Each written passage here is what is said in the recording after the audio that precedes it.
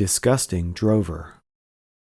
The Bible says in 1 Peter 4 verse 3, "For the time past of our life may suffice us to have wrought the will of the Gentiles, when we walked in lasciviousness, lusts, excess of wine, revellings, banquetings, and abominable idolatries."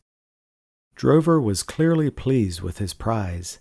He stood over it, tongue lolling and tail wagging. The man looked on in disgust. He was not happy with what Drover had dragged into his yard. Drover's trophy was the foul-smelling, rotting carcass of some creature that had met its end several days before. Oblivious to the man's distaste, Drover rolled on the carcass, squirming this way and that, drooling at the rotten odor, and savoring the feel of the decomposed flesh against his fur. The man turned away. He would deal with the carrion later, or perhaps Drover would take his treasure away and bury it. But as he went about his work, he thought about what he had seen. He had heard that the worse something smells to a human, the better it smells to a dog. Would it also be true, he wondered, to say that the better something smells to humanity, the worse it smells to God?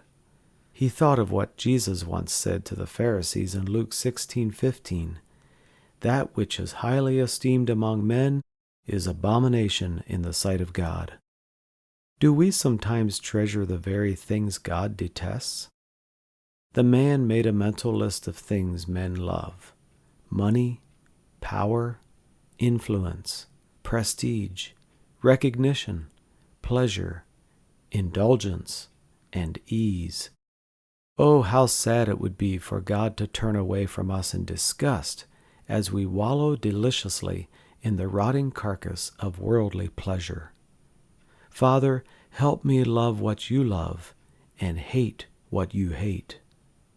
Adam's child by smut defiled, by sin enslaved, through Christ is saved.